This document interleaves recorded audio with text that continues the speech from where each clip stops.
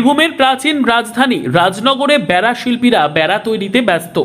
বীরভূমের প্রাচীন রাজধানী তথা ঐতিহাসিক কেন্দ্র রাজনগরে এবারেও বেড়া শিল্পীরা বেড়া তৈরিতে ব্যস্ত রয়েছেন। এমন দৃশ্য এবারেও লক্ষ্য করা যায় রাজনগর থানা সংলগ্ন হাটতলা মোড়ে, বণিকপাড়ায়, বাসস্ট্যান্ডের কাছে, দশকর্মার দোকানগুলিতে। মালিপাড়ায় গেলেও এমন দৃশ্য চোখে পড়বে। মালিপাড়ার মালাকার পদবীর বেড়া শিল্পীরা বংশ পরম্পরায় এই বেড়া তৈরি করে আসছেন বলে জানা গিয়েছে। এই প্রথা সুদূর অতীতে রাজনগরের রাজারা চালু করেন। আজও এলাকার বিভিন্ন সংখ্যালঘু অধ্যুষিত গ্রামে বাসিন্দারা ভাদ্র মাসে এই বেড়া পরব পালন করে থাকেন।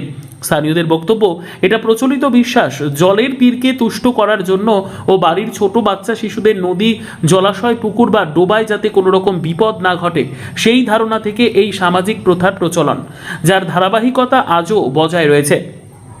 বেড়া শিল্পী হিসেবে ভোলা মালাকার, প্রয়াত মদন মালাকারের কন্যা তনুশ্রী, রিন্টু মালাকার, সুব্রত মালাকাররা বলেন, এবারও আমরা রং বেরঙের রকমারি বেড়া তৈরি করছি, সাজিয়ে রাখছি, সেগুলি বিক্রিও শুরু হয়েছে। তবে ভাদ্র মাসের শেষের দিকে বিক্রি অনেকটা বেশি হবে বলে ধারণা তাদের।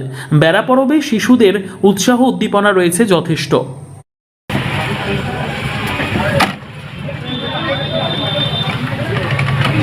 যে আপনারা যে এই বেড়া তৈরি করছেন প্রতি বছর এই ভাদ্র মাসেই এটি বিক্রি হয় বেশি, তাই তো? হ্যাঁ, ভাদ্র মাস, পুরো ভাদ্র মাসে চলবে। তাহলে ভাদ্র মাস শুরুর প্রথম দিক থেকে আপনারা শুরু করেছেন এই কাজ। হ্যাঁ। আর এই বেড়া কিনে নিয়ে যায় বিভিন্ন এলাকা থেকে মানুষ আসে, তাই তো? একদম গোটা এলাকা জুড়ে বেড়া আচ্ছা। কিনে নিয়ে যায়, প্রতি বছরই হয় এটা। আচ্ছা। এই ভাদ্র মাসে শুরু হবে, গোটা ভাদ্র মাস ধরে চলবে। এবং এই বেড়া পরব যারা পালন করেন তারা রাজনগরের বিভিন্ন গ্রাম থেকে, এমনকি সংলগ্ন ঝাড়খণ্ড থেকেও আসেন ঝাড়খণ্ড থেকে কিনে নিয়ে যাওয়ার জন্য। বাইরে বহু আসে। আচ্ছা, বিভিন্ন আকৃতির এবং বিভিন্ন ডিজাইনের এগুলো তৈরি হচ্ছে, তাই তো? হ্যাঁ। আচ্ছা, আপনারা মালাকার শিল্পী যারা, তারা এই কাজের সঙ্গে যুক্ত? হ্যাঁ, আমরা ওই মালাকাররাই করি এগুলো। আচ্ছা, এবছরও কি আপনারা মনে করছেন যে বিক্রি ভালোই হবে? হ্যাঁ, বিক্রি প্রতি বছরই হয়, এই বছরও হবে।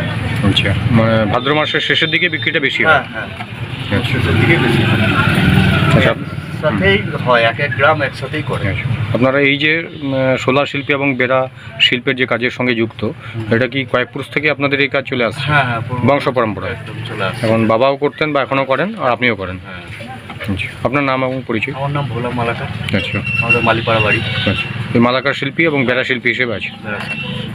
আচ্ছা, ধন্যবাদ।